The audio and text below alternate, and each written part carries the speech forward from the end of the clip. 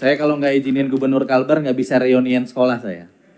Saya alumni SMA Negeri 1 Pontianak yang kemarin viral itu. Ibu Shirley ada yang mau disampaikan? Di luar yang sudah disampaikan? Silakan Bu. Ya, Assalamualaikum warahmatullahi wabarakatuh. Yang saya hormati pimpinan Komisi 2, Pak Mendagri, Pak Bu Menpan RB dan jajarannya, Gubernur, Bupati, Wali Kota. Karena seperti yang tadi sudah dikatakan oleh Ketua Komisi 2 bahwa tujuan hari ini adalah kita mendengar keputusan dari Pak Mendagri dan Pak Bu Menpan RB terkait relaksasi. Untuk itu kami memberikan apresiasi.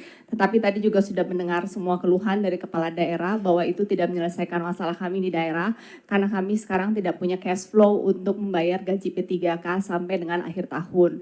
Sehingga apakah masalah kami daerah selesai? Belum. Dan kemudian pertanyaan berikutnya adalah mungkin kita butuh ada RDP berikutnya tentang bagaimana fiskal 2027. Apakah ada pemotongan anggaran lagi dari yang sudah dipotong 2026? Tadi juga dari Ketua Komisi mengatakan bahwa APBN pun sulit saat ini. Kami juga memahami itu. Bahwa kami harus melakukan inovasi, kami juga memahami itu. Tetapi permasalahan kita di daerah ketika kita harus melakukan inovasi, banyak tools, banyak otoritas dari kami itu yang sudah diambil oleh pusat. Sehingga kami pun tidak memiliki ruang untuk bisa berinovasi. Kemudian P3K kita tidak boleh ada, tadi juga dikatakan oleh Gubernur Sulawesi Tengah bahwa kita dipagari dengan aturan-aturan ASN tentang dan ditambah karena relaksasi, artinya kita pada akhirnya kita tidak, contoh seperti kita di Maluku Utara, DAU kita itu cuma 960 sekian miliar, sedangkan belanja pegawai kita tuh 1,1 triliun. Artinya belanja pegawai kita tuh sudah melebihi DAU. Bahwa kemudian kita berimprovisasi dengan PAD dan DBH dan dana bagi hasil itu kan namanya juga dana bagi hasil dan kami ditahan 60%. Mungkin kami tidak meminta dari DAU, kami pun tidak meminta bahwa dibayar oleh APBN P3K, kami hanya minta sebagian dari 60% DBH dikembalikan. Jika itu dikembalikan, kita akan mengambil jalan tengah, maka kemudian itu sangat membantu. Karena pada akhirnya menurut pendapat kami, relaksasi yang diberikan ini adalah hal yang baik, tapi akan mengorbankan belanja infrastruktur, dan infrastruktur itu diperlukan untuk fondasi percepatan pertumbuhan ekonomi di daerah, dan pertumbuhan ekonomi di daerah itu adalah fondasi pertumbuhan ekonomi nasional, sehingga secara jangka panjang jika tidak diatur dan tidak dicari solusi konkret tentang fiskal daerah ini, maka akan mempengaruhi pertumbuhan ekonomi nasional pada akhirnya. Terima kasih. Terima kasih Bu Shirley. Bang Haris silakan. Masih pimpinan, saya sebetulnya banyak catatan saya mau dari pimpinan.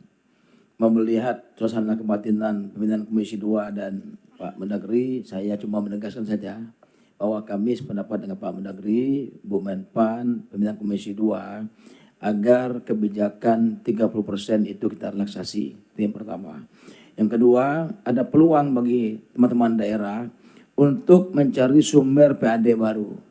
Sehingga mungkin nanti dengan kondisi ini mereka bisa bekerja lagi mencari sumber-sumber pendanaan baru. Yang kedua, ada peluang teman-teman juga merubah RPJMD-nya. Karena pasti RPJMD yang dulu mereka ajukan saat mereka menjadi bupati wali kota, kondisi APBD hari ini pasti perlu perubahan RPJMD mereka untuk memenuhi janji politik mereka selama menjadi bupati wali kota. Terima kasih pimpinan. Makasih Bang Al Haris, mantan Ketua Umum APPSI. Bang Lalu Muhammad Iqbal, silakan. Pak Ketua dan pimpinan serta anggota Komisi 2 yang saya hormati, Pak Mendagri, Pak Bu Menteri PAN dan RB, saya tidak berani mengatakan ini solusi, tapi mungkin ini ada beberapa catatan dan saran yang mungkin bermanfaat untuk pembahasan kita hari ini. Pertama, perlu bagi pemerintah pusat Pak Mendagri untuk memberikan kami proyeksi TKD dan DBH 3 tahun ke depan, Pak. Karena TKD dan DBH ini ikut membentuk persentase belanja pegawai kami, Pak. Sebagai contoh kami di NTB Pak, ketika baru dilantik kami langsung melakukan rasionalisasi termasuk dengan menyederhanakan struktur OPD mengurangi jumlah OPD dalam rangka mengantisipasi sebelum 1 Januari 2027 kami sudah harus di bawah 30%. Di akhir tahun kami baru tahu ternyata ada TKD dipotong 1,2, DBH kurang salur 600 ditunda Pak, 600 M. Akhirnya kami sudah mencapai 25%, akibat berkurang APBD-nya, maka kami menjadi 33%. Jadi kalau kami tahu proyeksinya, Pak, mungkin kami akan bisa mengantisipasi dari awal. Yang kedua, kalau kita lihat di kasus kami, Pak, misalnya, bahwa sekarang jumlah komposisi ASN kami di PNS kami itu dibandingkan dengan jumlah P3K dan P3K paruh waktu itu 1,5 kali jumlah ASN. Artinya apa Bu, ini wajah suram masa depan birokrasi kami. Jadi ada lebih dari 60% ASN kami itu orang yang tidak direkrut berdasarkan kebutuhan, tetapi sudah terlanjur jadi honorer, lalu kami ambil gitu. Nah artinya akan ada gap kebutuhan orang-orang yang kompeten ke depan untuk mengurus birokrasi ini Bu. Nah kalau boleh pada Bu Menteri PAN, kalau boleh kami mengusulkan Bu, diberikan relaksasi kepada kami untuk melakukan rekrutmen P3K sesuai hitohnya Bu. Jadi maksud kami P3K yang berdasarkan kompetensi Bu. Untuk mengisi kekurangan, kami setuju jangan ada rekrutmen ASN baru. Nah untuk mengisi kekurangan orang-orang kompeten ini, kami diizinkan untuk merekrut P3K yang sesuai hitahnya, yaitu orang yang punya profesional, keahlian untuk kontrak setahun, 2 tahun gitu. Nah yang ketiga, kami setuju bahwa kita harus kreatif untuk mencari PAD, Bu. Nah salah satu sumber PAD yang sangat potensial itu adalah pengelolaan aset, dikapitalisasi aset. Sayangnya Pak Menteri, ada aturan dari Kemdagri yang mengharuskan BMD itu diurus di bawah BKAD, Pak. Padahal BKAD ini kan urusannya adalah aset cash management, Pak. Jadi logikanya orang di BKAD itu adalah spending, Pak, dan pemeliharaan, bukan pendapatan gitu, Pak. Nah, tadinya kami pada saat merubah SOTK baru, pinginnya aset ini diurus oleh badan sendiri, gitu, Pak. Sehingga bisa fokus untuk melakukan pengelolaan aset. Sayangnya ada aturan yang tidak membolehkan dan mengharuskan BKAD itu mengharuskan bidang aset itu di bawah BKAD. Kalau ada keleluasaan maka kami akan jadikan ini badan sendiri sehingga fokus mengurus aset termasuk melakukan kapitalisasi aset. Yang terakhir Bu, masih untuk Bu Menpan. Bu, kalau boleh Bu, kami dikasih relaksasi kuota untuk fungsional Bu. Mulai dari fungsional pertama sampai dengan fungsional utama Bu. Karena banyak fungsional utama itu sekarang hanya boleh di pusat Bu. Nah ini kan salah satu strategi kami untuk penguatan kapasitas. Penguatan sifat, jadi kami arahkan mereka ke fungsional. Sayangnya kuota fungsional kami ini sangat minim Bu. Sehingga kami tidak leluasa untuk membuat klaster orang-orang yang kompeten untuk mengurus birokrasi ini. Mungkin itu beberapa masukan dan saran, mudah-mudahan bisa menjadi solusi. Makasih. Makasih. 20 menit terakhir saya persilahkan kepada Pak Mendagri dan Bu Menpan RB untuk berbagi. Silakan Pak Mendagri. Terima kasih. Kami akan berusaha tepat waktu sebagai eksekutor, tidak boleh eksplorasi. Nggak juk. Baik, yang pertama adalah mengenai, saya menanggapi dulu mengenai masalah tadi yang menurut Pak Gubernur Sulawesi Tengah yang nomor 1, bukan nomor 2, yaitu mengenai pembayaran P3K, daerah-daerah yang tidak mampu membayar P3K. Kami banyak menerima keluhan seperti itu, menyampaikan bahwa tidak mampu membayar P3K dari keuangan yang ada. Namun kemudian kita melakukan pendampingan kita juga, mohon maaf, tidak terima begitu saja informasi. Kita melihat dan kita detail melihat apa postur anggarannya. Dan setelah dilihat postur anggarannya, ternyata banyak daerah yang mampu. Contoh misalnya NTT ini Pak Dirjen Keuda ini, yang mimpin Sekjen langsung, Dirjen Keuda dan lain-lain. Dalam pendampingan tadi, ternyata mohon maaf, banyak anggaran juga yang terjadi tidak efisien. Tadi sudah disampaikan tadi dari Pak Bey tadi misalnya menyampaikan nggak efisien. Dan kemudian belanja pegawai, belanja untuk operasional pegawainya. Saya kira Pak Bursa juga pengalaman, ya, pernah menyederhanakan, meneliti dan kemudian melihat bahwa dari belanja operasional pegawai saja, Pak Bursa itu selalu saya bangga-banggakan tuh, itu bisa menghemat 400 miliar, betul kan Pak?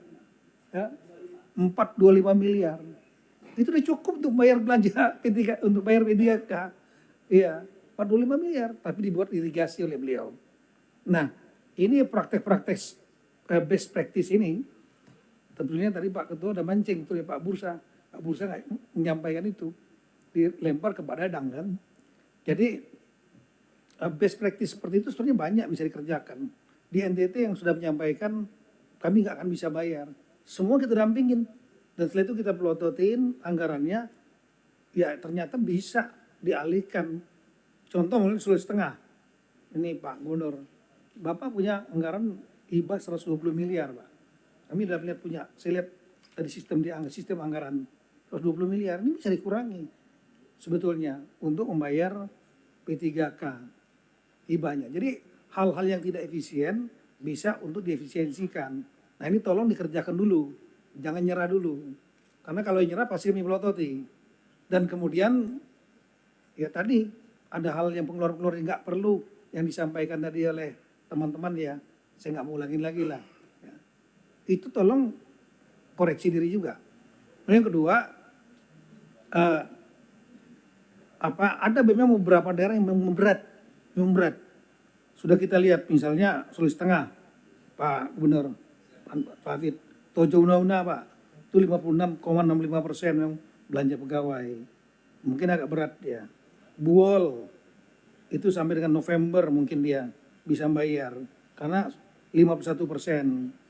Donggala 53,9%. Kemudian Sigi itu belanja pegawainya 60%. Ya, kita udah tahu. Nah, ini yang perlu dicarikan solusi buat kami. Karena kalau seandainya nggak semua daerah-daerah yang ini spesifik seperti ini, kalau nggak salah kita hitung 39 ya. 39 daerah yang perlu kita pikirkan, mungkin mereka kalau di PAD juga akan berat, sehingga mungkin perlu di top up melalui TKD. Kemudian tadi tolong daerah-daerah Bapak Gubernur, Bupati, Wali Kota, tolong lihat betul lagi, jangan langsung terima langsung dari Sekda, BKAD, kemudian dari Bapeda, tapi duduk kemudian rapat dan pelototin detail.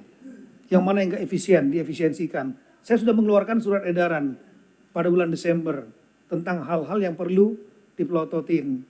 Mulai dari surat perjalanan dinas, kemudian kegiatan seremonial yang nggak perlu, dan yang bisa dikerjakan. Itu di bulan Desember. Ini suratnya, bukan yang September, Desember. Ada detail, tapi ada yang baca dan enggak mungkin. Nah, kadang-kadang mohon maaf pimpinan pada daerah hanya mendapat laporan tanpa memimpin langsung. Dan kemudian langsung mengambil kesimpulan sendiri berdasarkan masukan dari bawah yang belum tentu itu benar. Kemudian, tapi kami melakukan pendampingan tiap minggu, Ketua. Tiap minggu kami lakukan semua daerah yang kami anggap itu akan sulit mereka. Kemudian yang berikutnya, artinya perlu dia cari jalan keluar yang memang udah nyerah. Memang nggak bisa lagi. Harus perlu bantu untuk top up. Yang kedua adalah mengenai masalah berbagai macam masukan mengenai masalah keuangan. Memang kami sarankan kalau bisa ada hal-hal yang nggak bisa dijawab dalam rapat ini. Karena ini sangat tergantung dari Menteri Keuangan. Seperti masalah DBH. Jujur saya nggak bisa jawab Pak, DBH. Kemudian Pak Gubernur menyatakan kalau bisa diberitahu untuk TKD 3 tahun ke depan. Saya nggak bisa jawab Pak, karena bukan kewenangan Kemendagri, bukan kewenangan Ibu Menpan. Ini yang bisa kami lakukan adalah kami Dirjen Keuangan Daerah itu memberikan masukan, saran. Setelah itu keputusan bukan diambil di Kementerian Dalam Negeri. Setelah itu kami melakukan pengawasan. Itu aja. Jadi pengambilan putusannya bukan kita. Jadi mohon kalau ada rapat lagi yang sama, mungkin diundang Menteri Keuangan dan saran kami tertutup. Karena apa? Karena memang sangat tergantung dari kapasitas fiskal pemerintah. Ketika di pihak kapan mau diberikan, DAU-nya berapa menghitungnya. Nah ini perlu diundang satu saat. Kemudian yang lain tadi untuk Gubernur NTB kami sependapat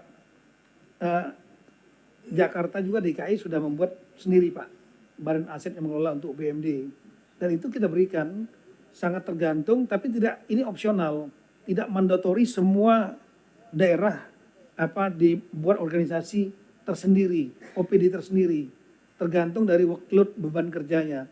Kalau beban kerjanya memang sangat penting, silakan Pak nanti diajukan ke kita.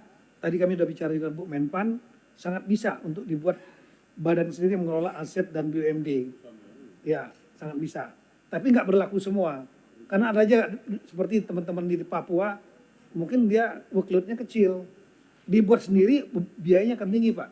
Bapak kalau membuat OPD baru, itu mungkin gedung baru, personil baru, dan operasional baru, biayanya juga akan tinggi. Ya, tapi kalau memang lebih menguntungkan nggak masalah. Yang terakhir, mengenai masalah solusi yang utama, mengenai jangan sampai terkena masalah hukum karena 30% undang-undang HKPD. Kami kira ada beberapa opsi tadi. Opsi pertama adalah yang paling kuat memang kalau bisa dilakukan perubahan revisi terbatas undang-undang HKPD. Khusus satu pasal itu saja. Misalnya berlaku berapa tahun, kemudian 3 tahun, 2 tahun.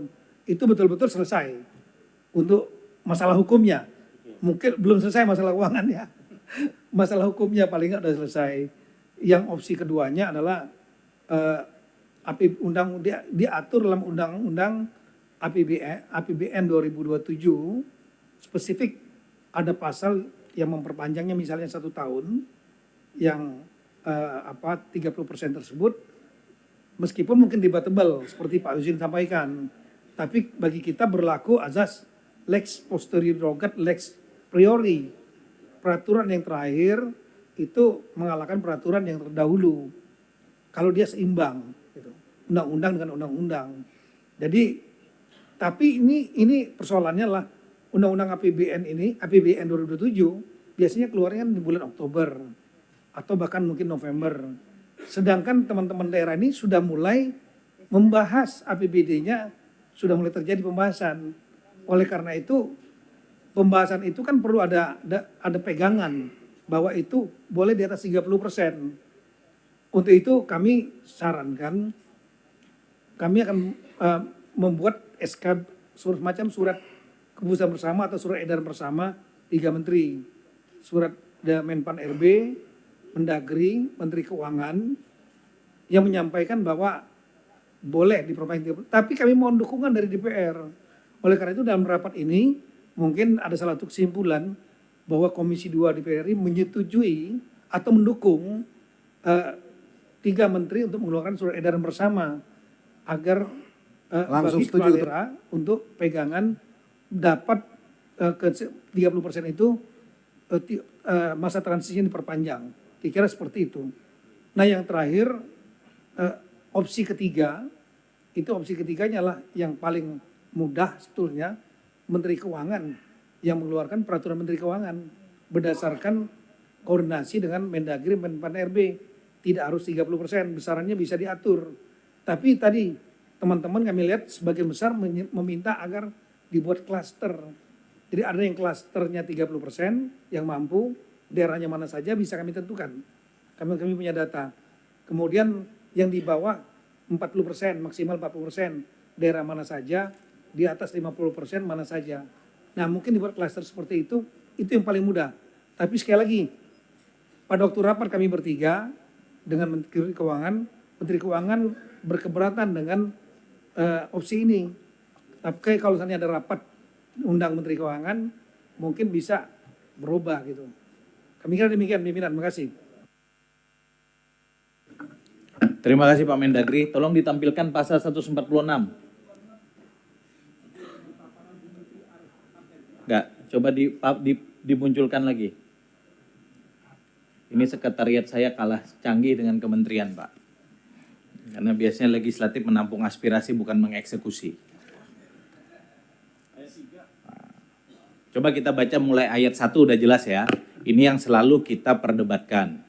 Daerah wajib mengalokasikan belanja pegawai maksimal 30% dari APBD. Ayat 2-nya berlaku 5 tahun terhitung sejak tanggal undang-undang ini diundangkan. Karena tahun 2022 maka 2027 efektif. Nah, kita sekarang fokus pada ayat 3. Besaran persentase belanja pegawai sebagaimana dimaksud pada ayat 1 dapat disesuaikan melalui keputusan menteri setelah berkoordinasi dengan menteri yang menyelenggarakan urusan pemerintahan dalam negeri, Mendagri, dan menteri yang menyelenggarakan urusan pemerintahan di bidang pendayagunaan aparatur sipil negara dan reformasi birokrasi Menpan RB. Jadi Pak Mendagri kita konsisten, jangka pendeknya Pak Menkyu harus menerbitkan keputusan Menteri Keuangan karena jelas normanya di situ. Jangan kita bikin peraturan 3 menteri, jangan kita bikin yang lain-lain.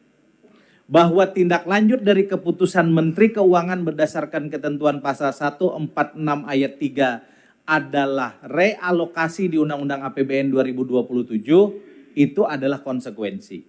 Kenapa keputusan Menteri Keuangan ini kita butuhkan cepat? Sebagai dasar penyusunan APBD masing-masing. Kan kira-kira gitu. Itu nanti masuk di kesimpulan Pak, tenang. Jangan sampai nanti dikasih sanksi. Mas Bimo ini paling taat terhadap norma, dia ideolog dia. Dia marah dia kalau kita melanggar norma. Tapi cara mensiasati normanya kita ikut ketentuan undang-undang. Yang kedua, Pak Menteri Dalam Negeri sebelum ke Bu Menpan RB, saya minta tolong Pak Dirjen Bina Keuangan Daerah, kita ini secara teknis memang Kementerian Dalam Negeri diberikan waktu evaluasi APBD itu cuma 14 atau 15 hari ya. Dan itu waktunya kan bersamaan seluruh daerah di Indonesia. Saya pada saat diskusi di IPDN, saya sampaikan kepada jajaran Pak Agus Fatoni waktu itu, hire profesional untuk menjadi tim ad hoc untuk mengevaluate APBD. Jangan semua pakai ASN Kementerian Dalam Negeri, kewalahan Pak. Itulah nanti kejadian begitu sudah disahkan APBD-nya, baru kemudian kita teriak. Bikin tim profesional, akuntan panggil, pakar-pakar panggil, bikin ad hoc. Mereka melototin, mengevaluasi, keputusan tentu ada di Bapak. Karena yang memiliki otoritas adalah Kementerian Dalam Negeri. Boleh Pak? Ya, mohon izin. Jadi dalam praktek untuk review APBD provinsi dilakukan oleh Kemendagri. Tapi itu ide yang bagus dan kami sarankan juga ini disampaikan kepada seluruh rekan-rekan gubernur. Ya. Karena yang melakukan evaluasi review untuk tingkat kabupaten kota adalah para gubernur. Ya. Gubernur juga membuat tim yang sama. Ya. Terima kasih Pak. Ya, jadi lakukan juga di tiap daerah Bang. Tapi teknis operasionalnya butuh. Libatkan publik, nanti bikin Permendagri gampang. Itu urusan kita di Komisi 2 aja Mas Bimo. Yang berikutnya, kami nanti akan sampaikan segera kepada pimpinan DPR. Dalam waktu dekat kami mencoba memfasilitasi adanya pertemuan tertutup. Di awal mungkin para gubernur dulu dengan pimpinan DPR, karena kalau pimpinan DPR bisa manggil macam-macam menteri. Biasanya DPR periode ini menjadi solusi bagi kebuntuan-kebuntuan. Kebetulan koordinator kami ini Prof. Dasko. Koordinator Komisi 2 ini Prof. Dasko, kami segera akan lapor ke beliau, mudah-mudahan dalam waktu dekat nanti kita bisa segera bikin pertemuan tertutup. Jadi beberapa hal yang hari ini kita belum bisa selesaikan secara fundamental, itu nanti bisa kita cari solusi dalam waktu dekat. Kira-kira gitu ya. Sekarang Bu Menpan RB silakan. Baik Pak Ketua, terima kasih karena waktu yang sangat terbatas saya selebihnya sebagaimana sudah disampaikan oleh Pak Menteri Dalam Negeri, karena sebagian besar yang dipertanyakan pada hari ini adalah sangat berkaitan dengan kewenangan Kementerian Keuangan. Jadi juga saya mengusulkan untuk dibahas secara tertutup dengan Menteri Keuangan. Berikutnya, saya juga ingin menyampaikan beberapa hal, terutama terkaitan dengan masalah P3K. Tadi sudah ada beberapa pertanyaan mengenai masalah pengembangan kompetensi. Tentunya P3K memang boleh diberikan seperti dokter tadi sampaikan oleh Pak Gubernur tadi. Memang kita berikan ada kebijakan memang untuk bisa sekolah, tetapi nanti masa sekolah itu masuk ke dalam masa kontrak supaya dia bisa kembali ke ke rumah sakit atau tempat kerja yang bersangkutan. Kemudian juga perpindahan untuk P3K pun